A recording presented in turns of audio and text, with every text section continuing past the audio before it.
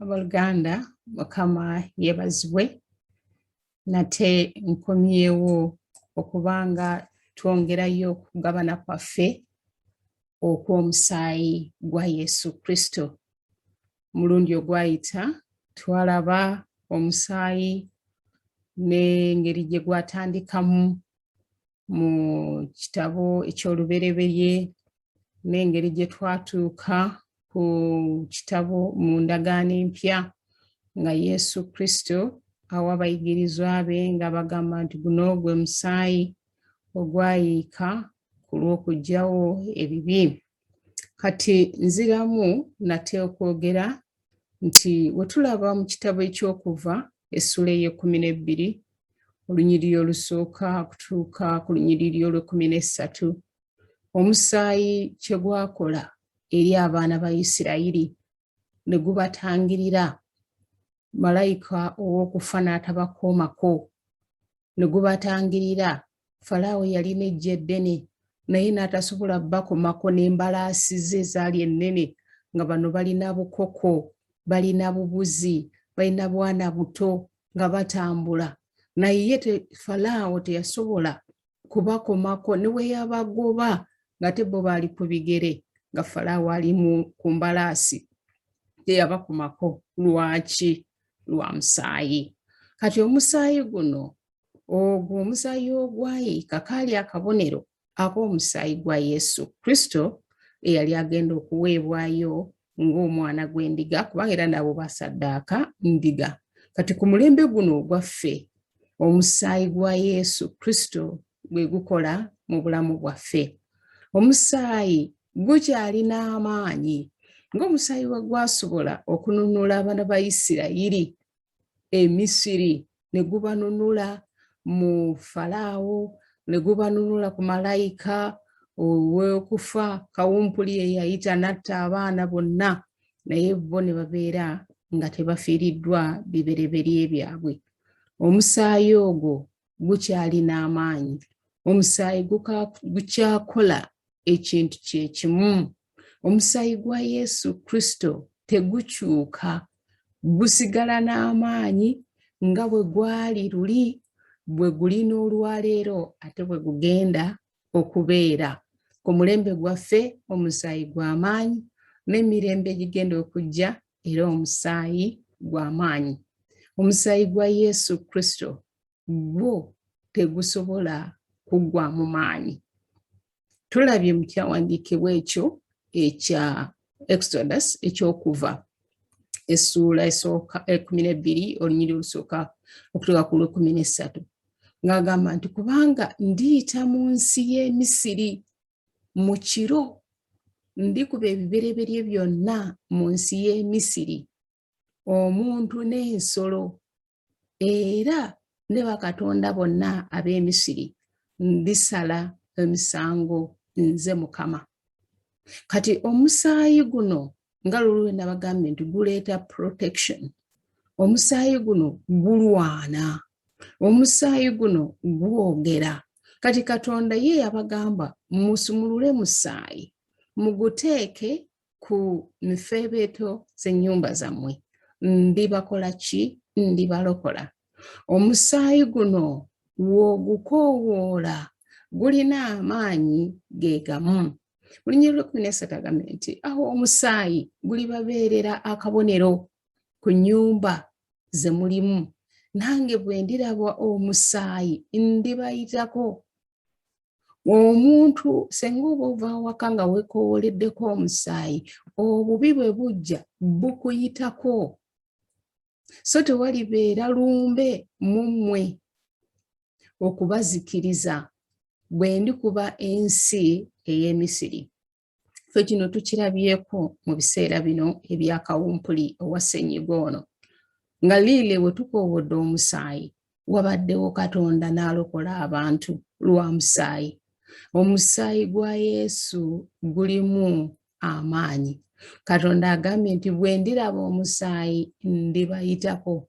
Omusaayi tegukyuka nga bwe gwali ku mulundi guli n'olwaleero bwe guli. Omusaayi gwa Yesu Kristo gusigala gwe gumu gulokola nga bwe gwalokola abaana ba Isirayiri mu mukono gwa Falaawo bwe gusobola okulokola obulamu bwo gwawulira olwaleero. Olina embeera gy'oyitamu, koowola omusaayi. Bw'oba ng'ova awaka, koowola omusaayi gwa Yesu Kristo ku bulamu bwo, ogambe Mukama, nkoowola omusaayi gwa Yesu Kristo ku bulamu bwange. Nkoowola omusaayi gwa Yesu Kristo ku lugendo luno lwe ŋŋendako. Omusaayi agamba malayika bw'aliyita tali kukomako. Kati kirungi nnyo tumanye nti omusaayi teguggwangamu maanyi. Omusaayi gwa Yesu Kristo tegukyuka. Omusaayi gwa Yesu Kristo nga bwe gwalokola emyaka 2000 emabega n'olwaleero bwe gukyalokola.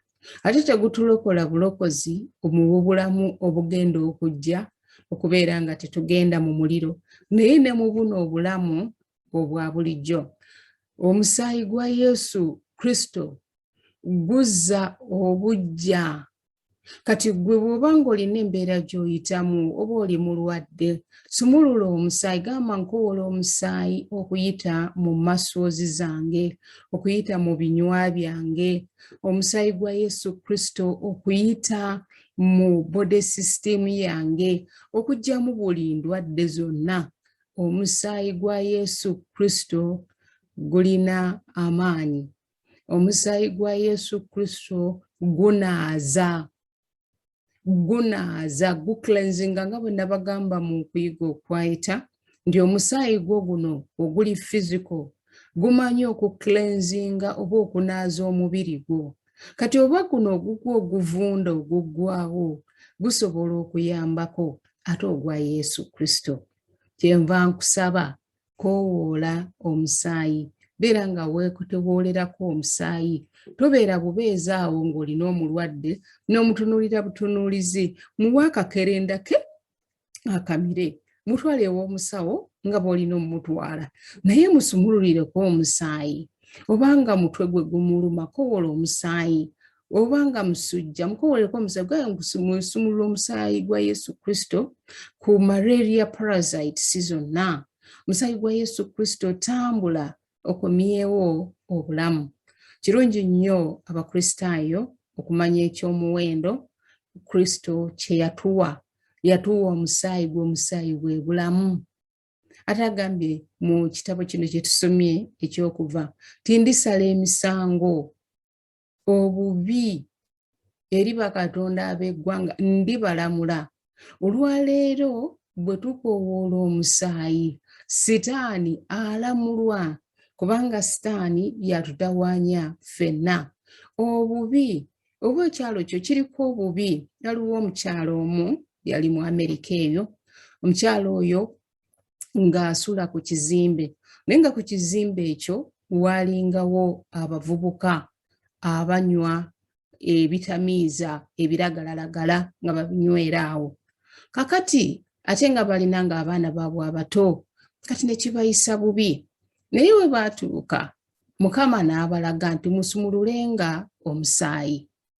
Ne basumulula omusaayi gwa Yesu Kristo. Bagamba ekitundu kino tukisumululirako omusaayi nga tugaana abanyweranywerawo ebiragalalagala balimu okuddamu okubinywera wano.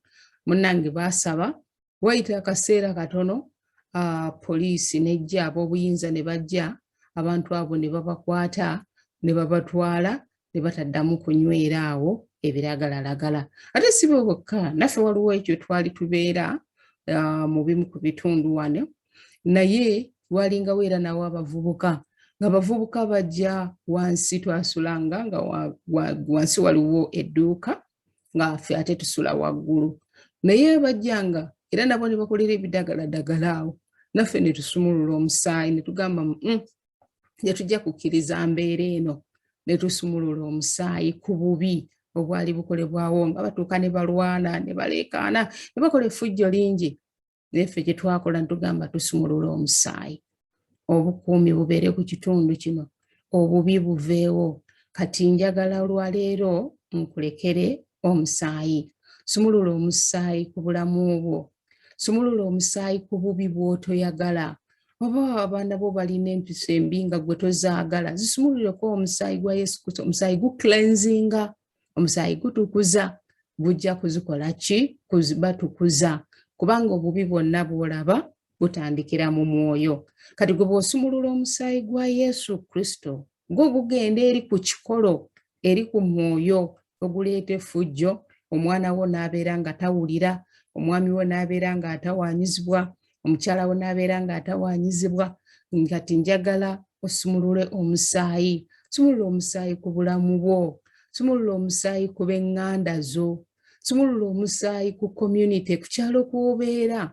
Gwe ng'omukristaayo tosaanidde kwebaka, nogenda ne weebaka nga tosumuludde musaayi ku kyalo kw'osula. Kisumululireko omusaayi, ogambe obukuumi bujje. Omusaayi gulina protection. Sumulula omusaayi ku kitundu kw'obeera. Ekyalo okusula abalokole kyalibadde nga kibeerako emirembe, lwa nsonga abalokole mulina amaanyi ga Yesu Kristo, ate mulina n'omusaayi. Kati nkulekedde olwaleero ekitundu kino, omusaayi engeri gye gutambuza. Mukama akuwa omukisa.